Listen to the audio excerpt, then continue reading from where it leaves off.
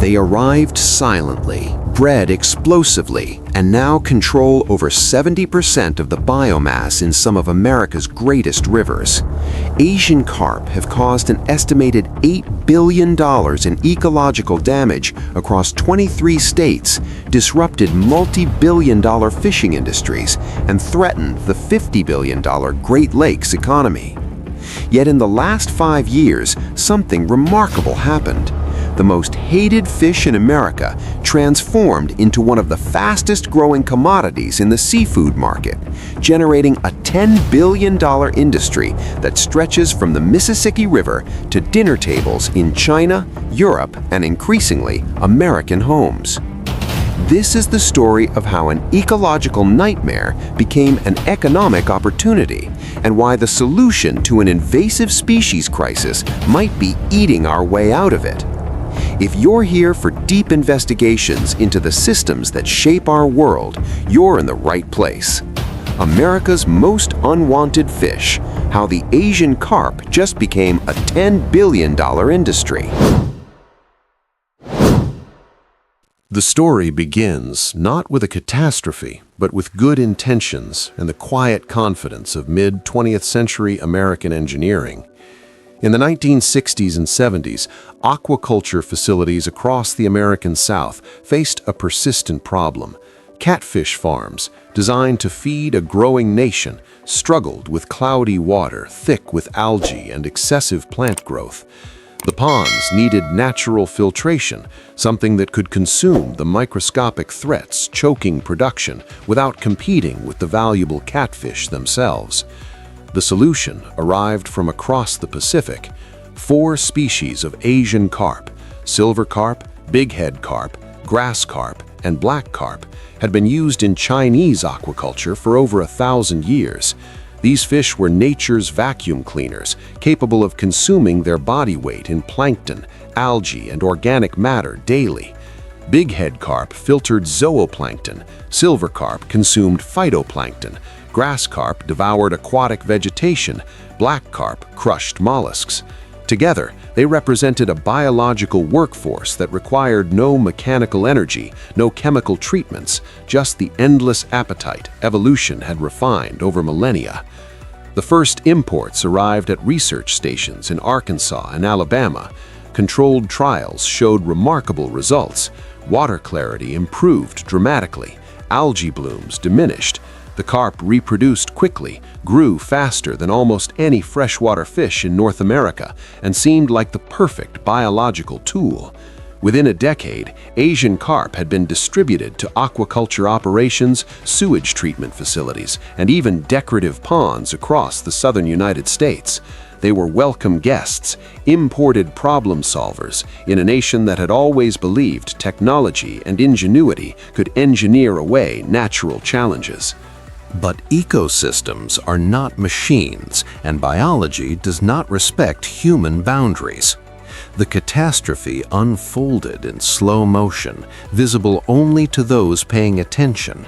When heavy rains flooded the South in the 1970s and 80s, Asian carp escaped their containment ponds.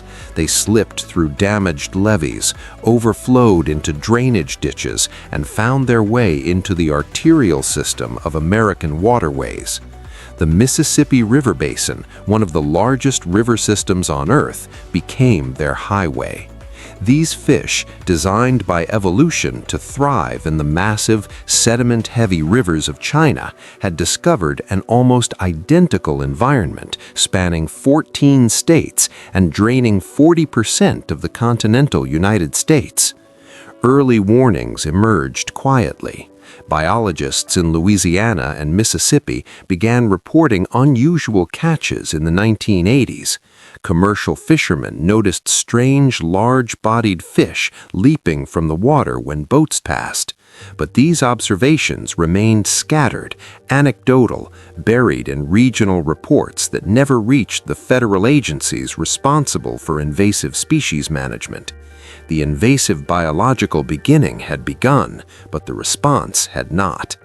By the time scientists recognized the scale of the colonization, Asian carp had established breeding populations in the lower Mississippi, the Missouri River, and were advancing steadily northward toward the Great Lakes, the largest freshwater ecosystem in the world, and an economic engine worth more than the gross domestic product of some nations. The failure was not malicious, it was structural. The United States had no centralized system for tracking or responding to aquatic invasions. State wildlife agencies operated independently, federal coordination was minimal, and Asian carp, unlike previous invasive species, did not announce their presence with immediate visible destruction. They simply multiplied, eating and growing in exponential silence. To understand what Asian carp do to a river system, you must first understand what rivers are. North American waterways evolved over millions of years into finely balanced ecosystems where every species occupies a specific niche. Native fish, paddlefish, bigmouth buffalo, gizzard shad, and dozens of others feed on plankton at different life stages and in different parts of the water column. This vertical and temporal diversity allows multiple species to coexist without direct competition. The system functions because resources are partitioned efficiently, shared across species that have evolved together.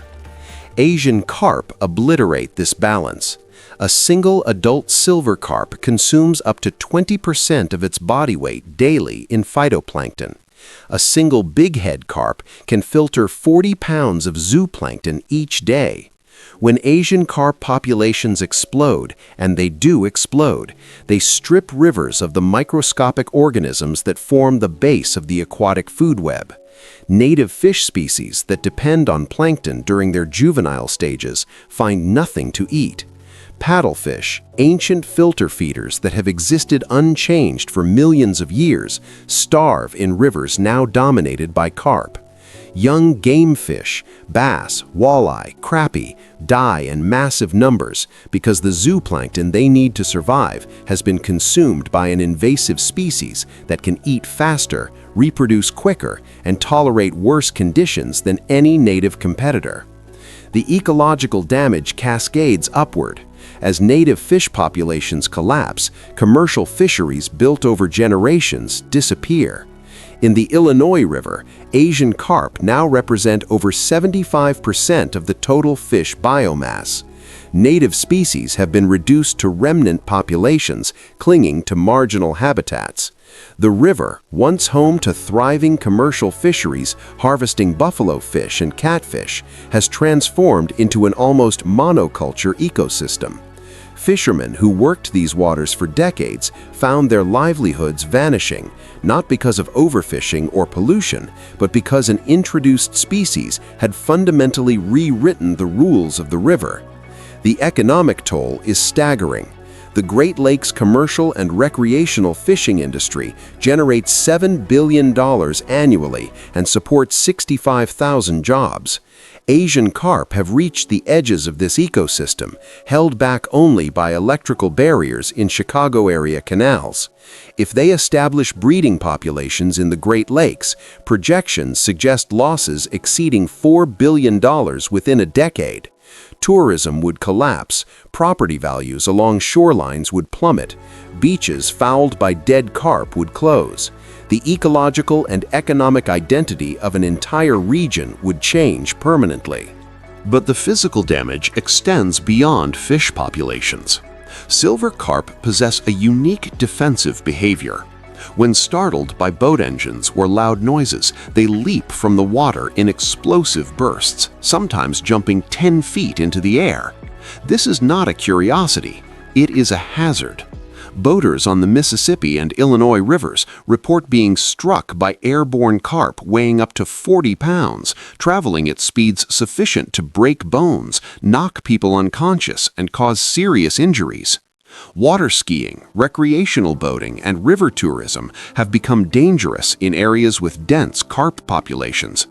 People have suffered broken jaws, shattered ribs, and concussions from collisions with fish that evolved this behavior to escape predators in their native rivers, not to terrorize recreational boaters in Illinois.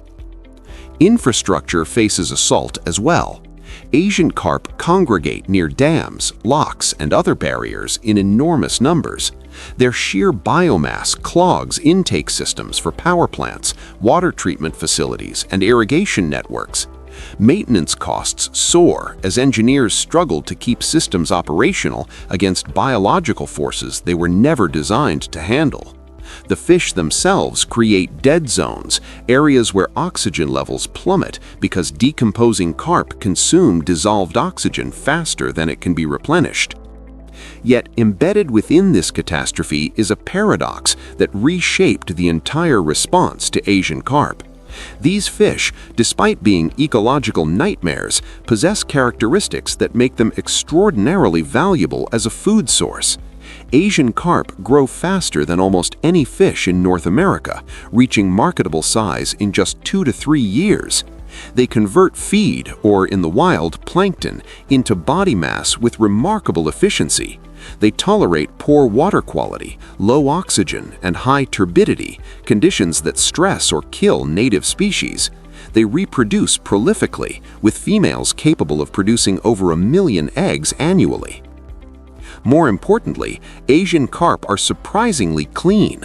Unlike bottom-feeding catfish or predatory species that accumulate toxins through the food chain, Asian carp feed low on the food web.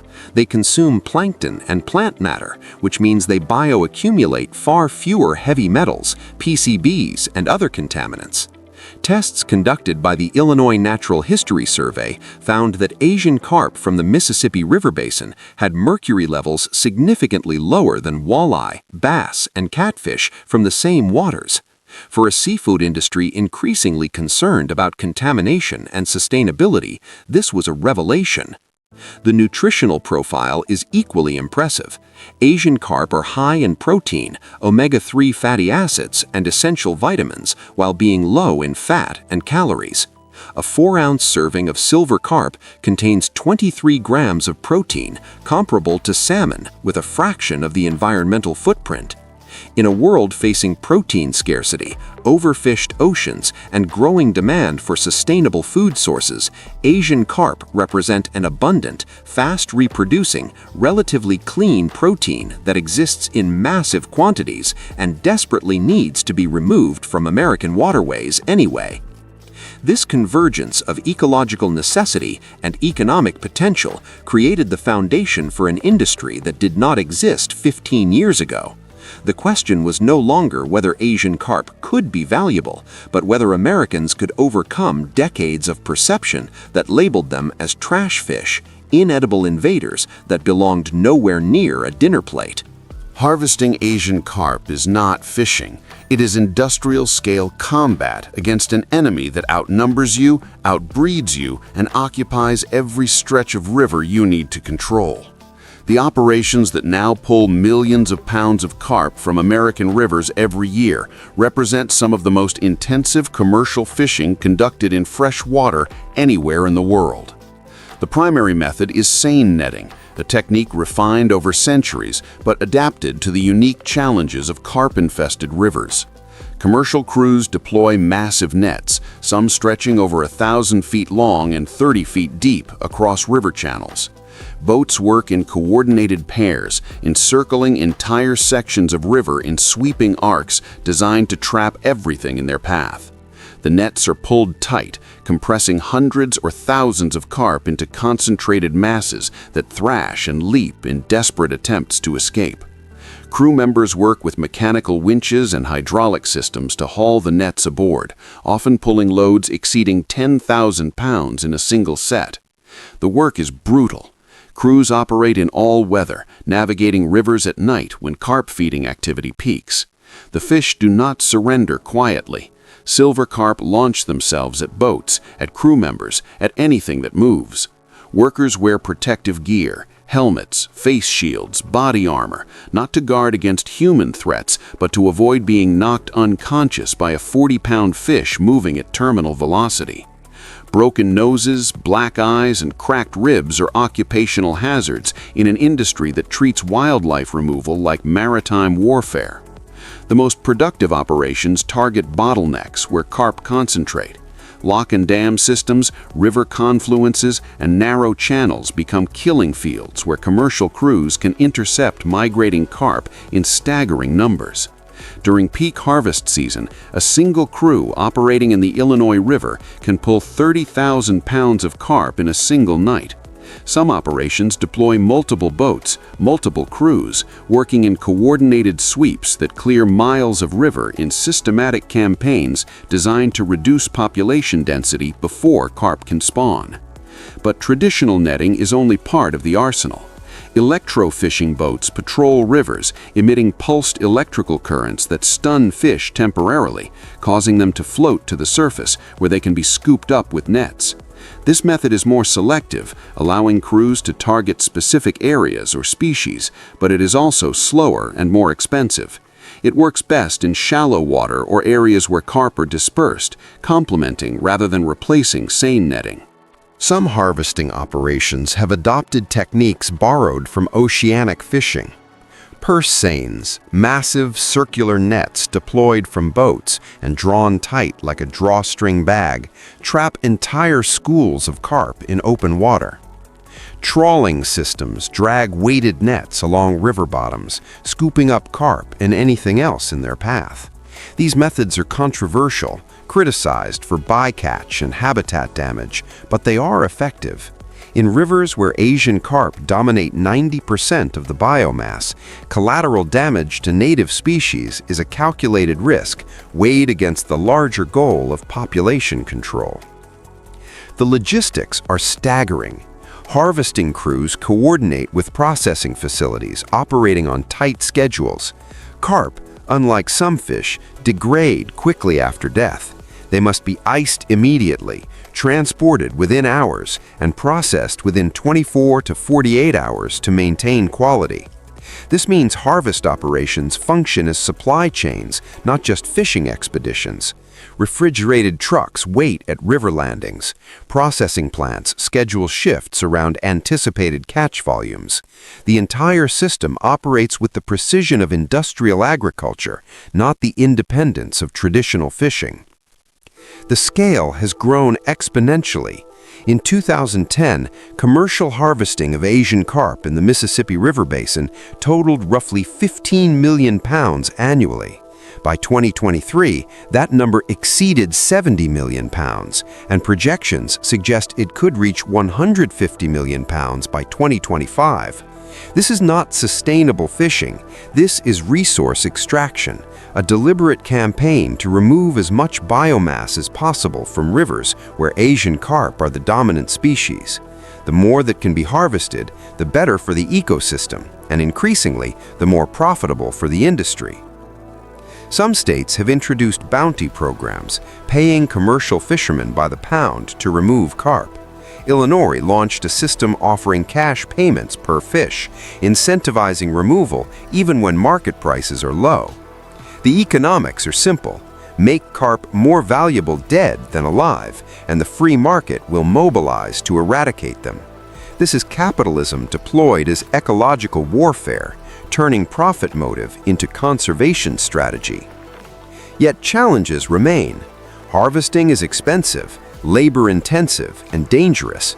Profit margins are thin, especially when competing with cheaper imported seafood. Infrastructure is limited. Not every river has processing facilities nearby, and transporting live or iced carp long distances erodes profitability. Many commercial fishermen remain skeptical, unwilling to invest in equipment and training for a fish that, until recently, had no market. But the industry is adapting.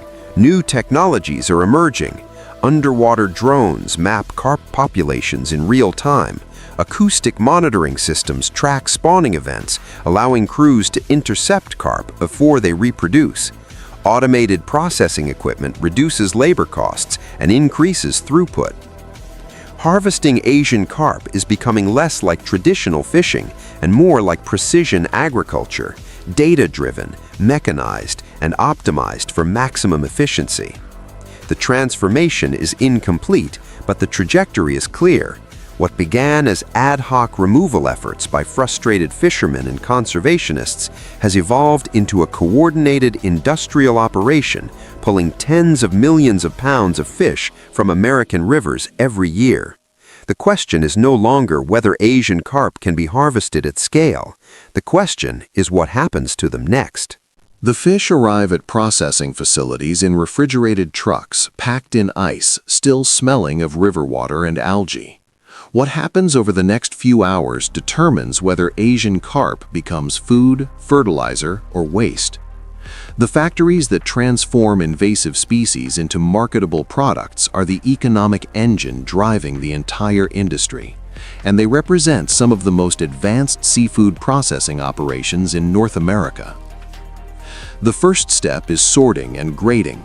Carp are separated by species, size, and condition. Larger fish, typically bighead and silver carp over 10 pounds, are directed toward food-grade processing. Smaller fish, damaged specimens, and species like grass carp with less desirable flesh are routed to secondary processing lines for non-food applications. This segregation is critical. The most profitable products require the highest quality raw material, and efficiency demands that every fish is used, but not every fish is used the same way. For food-grade processing, the fish enter mechanical filleting lines where workers and machines collaborate in rapid succession. Automated cutting systems make initial incisions, removing heads and tails in single strokes. Human workers follow, trimming fins, removing viscera, and conducting quality checks that machines cannot replicate. The skill required is significant. Asian carp, particularly silver carp, have complex bone structures with intramuscular bones, small Y-shaped bones embedded in the flesh that make traditional filleting difficult. Experienced processors know how to navigate these structures, maximizing yield while minimizing waste. Some facilities have invested in advanced deboning machinery originally developed for other species. These systems use mechanical pressure and precision blades to separate flesh from bone with minimal loss. The resulting product is boneless carp meat, a clean white protein that resembles cod or tilapia. This is the key to marketability. Consumers will not tolerate bones in their fish, and overcoming the structural challenges of Asian carp is what makes them viable as food. The deboned meat is processed into multiple product lines. Premium fillets are vacuum sealed and frozen for export to Asian and European markets where carp is an established food fish. Ground carp is formed into patties, nuggets, and fish cakes designed for institutional food service and consumer retail. Some facilities produce surimi-style products, processed fish paste used in imitation crab, fish sticks, and other value-added foods. The versatility is remarkable. The same fish pulled from the Illinois River can become a high-end fillet served in Beijing, a fish burger sold in Chicago, or a protein supplement used in animal feed. But not all carp becomes food.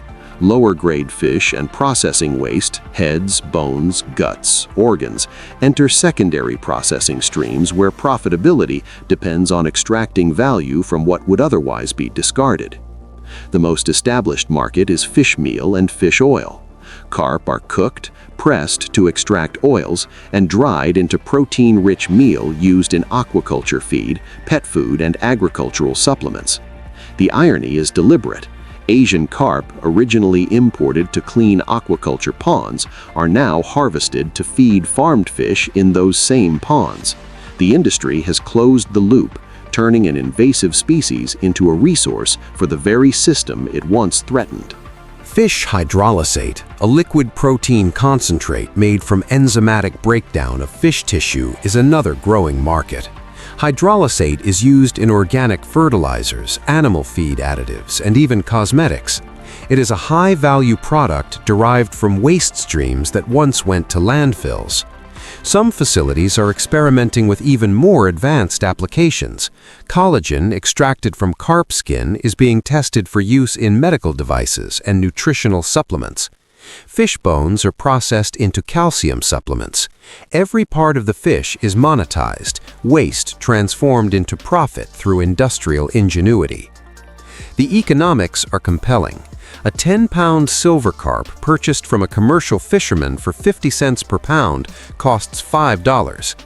Processed into fillets, it yields roughly 3 pounds of boneless meat worth $4 to $6 per pound in wholesale markets, generating $12 to $18 in revenue.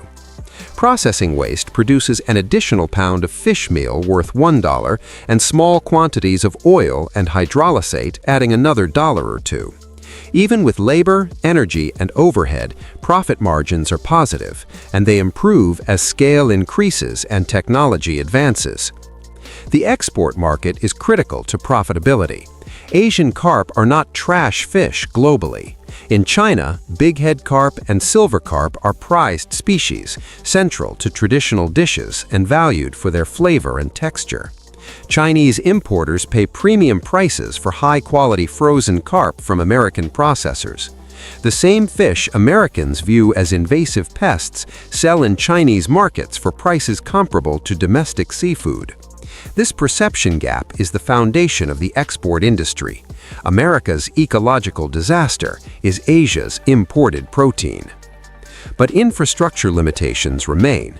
The United States has relatively few facilities equipped to process carp at the scale required to make a significant ecological impact. Most are concentrated in Illinois, Kentucky, and Louisiana, near the most heavily infested rivers.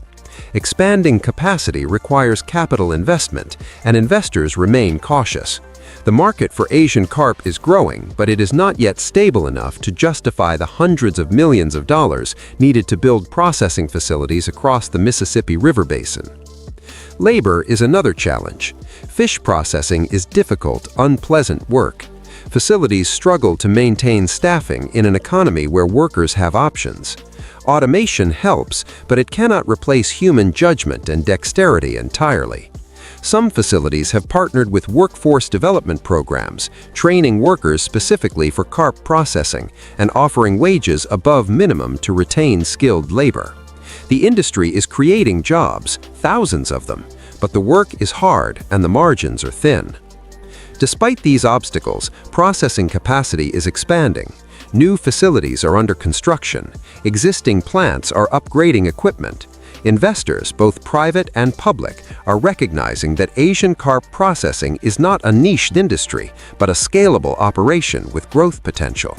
Government grants and subsidies support expansion, framing carp processing as both economic development and environmental remediation. The message is clear. Turning invasive species into products is not just profitable, it is a public good. The factories humming along the Mississippi River basin are doing more than processing fish. They are the proof of concept for a radical idea, that ecological damage can be reversed not through regulation alone, not through eradication campaigns, but through market forces. By making Asian carp valuable, the industry is creating the economic incentive to remove them from rivers faster than they can reproduce. The more successful the processing industry becomes, the more pressure it exerts on carp populations, and the more carp that are harvested, the more native species can recover. It is a virtuous cycle, only if demand keeps pace with supply. The final barrier to Asian carp becoming a mainstream food fish in America is not ecological, economic, or logistical. It is cultural. Americans do not eat carp. The name itself conjures images of bottom feeders, muddy-tasting fish caught in stagnant ponds, not the clean, white-fleshed protein being pulled from the Mississippi River. Overcoming this perception has required chefs, marketers, and advocates to fundamentally rebrand a species that most Americans associate with ecological disaster. The rebranding began with the name. In 2014, a coalition of state agencies, conservation groups, and industry representatives proposed renaming Asian carp to make them more marketable. The leading candidate was copi, derived from copious, reflecting the abundance of the species. The name was focus grouped, tested in restaurants, and officially adopted by Illinois and partner states in 2022. The strategy was simple: distance the fish from its invasive identity and create a brand that emphasized sustainability, abundance, and quality. Copi sounded modern, approachable, vaguely European. It did not sound like something that would jump into your boat and break your jaw. But a name alone does not change perception. The real work happened in kitchens, where chefs experimented with a fish most had never considered cooking. Early adopters faced significant challenges. Asian carp, or copi, had to be processed correctly to avoid the intramuscular bones that made traditional preparation difficult. The meat, while mild and firm, required proper handling to prevent off flavors. Chefs accustomed to working with salmon, tuna, or sea bass had to learn entirely new techniques for a freshwater species that behaved differently under heat, absorbed marinades differently, and flaked differently when cooked. The breakthrough came when chefs stopped trying to make copi behave like other fish and started treating it as its own ingredient. The mild flavor, once considered a weakness, became an asset. Copi absorbed spices, sauces, and aromatics beautifully, making it ideal for bold preparations. The firm texture held up well to grilling, frying, and baking. Ground copi could be formed into burgers, tacos, and dumplings without falling apart. Smoked copi developed a richness comparable to smoked trout. Ceviche made from fresh copi was clean, bright, and free of the strong, fishy taste that turns off many consumers. Restaurants in Chicago and other Midwest cities began featuring copi on menus, often highlighting its sustainability story. Diners were told they were eating an invasive species, that every bite helped restore native ecosystems, that this was guilt-free seafood harvested from local rivers. The environmental narrative became a selling point, transforming copi from a trash fish into an ethical choice. The same people who paid premium prices for sustainably caught salmon or organic chicken were willing to try copi because it aligned with their values. They were not just eating dinner, they were participating in conservation. Food festivals and tasting events accelerated adoption. State wildlife agencies partnered with culinary schools and celebrity chefs to showcase copi in high-profile settings. Cooking competitions challenged chefs to create innovative dishes using copi as the centerpiece. The results were impressive. Copi tacos with lime and cilantro, copi cakes with remoulade, copi sliders with pickled vegetables, Asian-style preparations honoring the fish's origins, steamed with ginger and soy, stir-fried with vegetables, braised in spicy broth. Each dish demonstrated that copi, when prepared properly, was delicious, not just tolerable, but genuinely good. Institutional adoption followed. School districts, hospitals, and corporate cafeterias began incorporating copi into meal programs. The economics were favorable. Copi cost less than imported seafood and offered comparable nutrition. For institutions focused on sustainability and local sourcing, copi checked every box. Some school districts in Illinois now serve copi fish sandwiches regularly, introducing a new generation to a species their parents had never heard of. Children who grow up eating copi will not carry the cultural baggage that makes older Americans skeptical. They will simply know it as lunch. Retail distribution remains the final frontier. Grocery stores are cautious, unwilling to stock products consumers do not recognize or request, but this is changing. Frozen copi fillets are appearing in Midwest supermarkets, often marketed alongside other sustainable seafood. Packaging emphasizes the environmental benefits, the local sourcing, and the nutritional profile. Some brands position copi as a premium product, not a cheap alternative, but a conscious choice for informed consumers. Early sales data is promising. Once people try copi, repeat purchases are high. The challenge is getting them to try it the first time. Marketing campaigns have embraced humor and honesty. Advertisements acknowledge that copi used to be called Asian carp, that it is invasive, that people are skeptical. But they reframe the narrative. This is the fish you can feel good about eating. This is revenge served cold, or grilled, or fried. This is how you fight an ecological crisis with a fork. The messaging is playful but grounded in truth, and it resonates with consumers tired of greenwashing and vague sustainability claims. Social media has amplified the message. Food bloggers, environmental activists, and influencers have championed copi, creating recipes, sharing cooking tips, and documenting their own journeys from skepticism to enthusiasm. User-generated content shows real people cooking real meals with copi, demystifying the fish and normalizing its presence in home kitchens. The virality is organic, driven not by corporate advertising, but by genuine interest in a species that represents something larger than dinner. Yet significant obstacles remain. Many Americans still do not know copi exists. Distribution infrastructure is limited outside the Midwest. Cultural associations with carp as trash fish persist, especially among older generations and communities with established seafood preferences.